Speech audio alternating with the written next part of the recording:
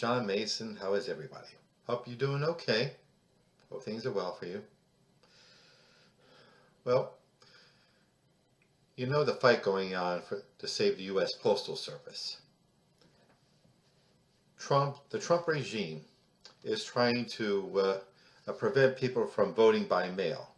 And their bright idea to do this is to take away the sorting machines in postal distribution centers and to confiscate mail boxes so that people can't deposit their mail-in ballots.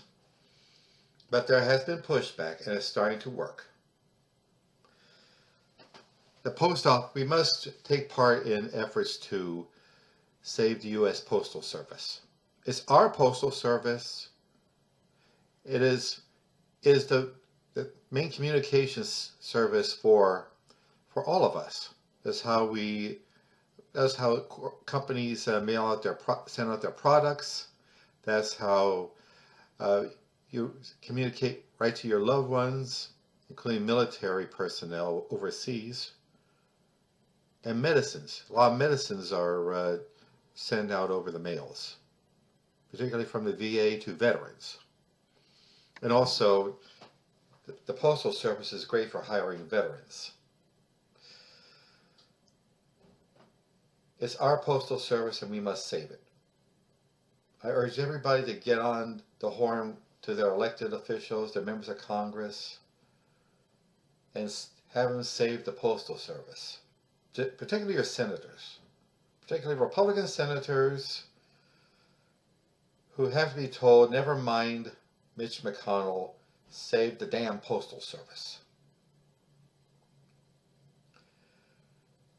And also, in the HEROES Act, the second coronavirus relief bill, there is provision for several $1 billion to fund the Postal Service, along with the $600 a week for unemployed workers who lost their employment due to the coronavirus.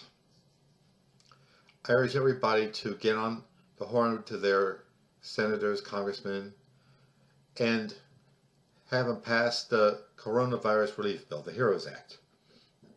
Have them save it. Have them pass it with such overwhelming force that even Donnie Dumbass can't veto it.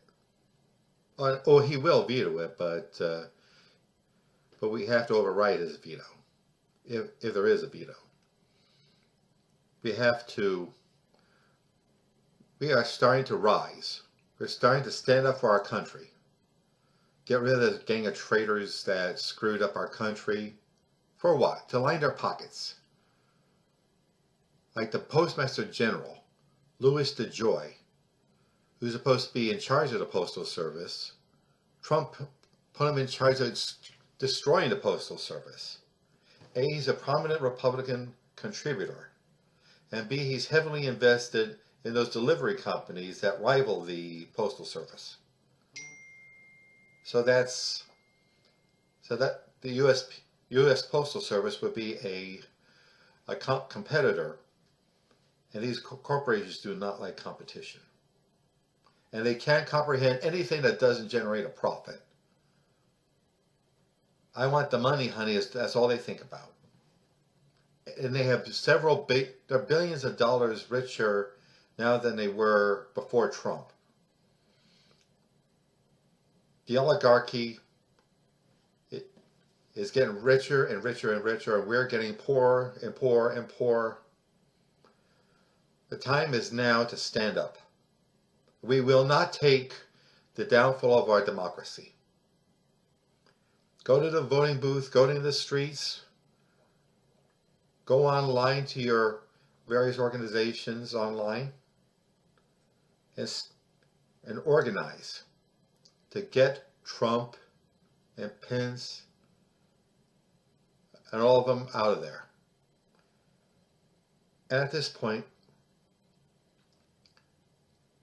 I hereby endorse Joe Biden and Kamala Harris for president and vice president. They weren't my first choice. They are moderates, whatever the hell that means. But they're good people. And we can work with them. We can work on them. It's not just an election going on, it's a movement from the ground up. Where ideas that have been thought of as fringe and radical are mainstream and just plain common sense. Like universal health care, the Green New Deal. Those are necessities now, particularly during this pandemic. Americans, let's get ready to rumble for the people, for ourselves, for our country, for our democracy. Take care and get out and vote. Bye.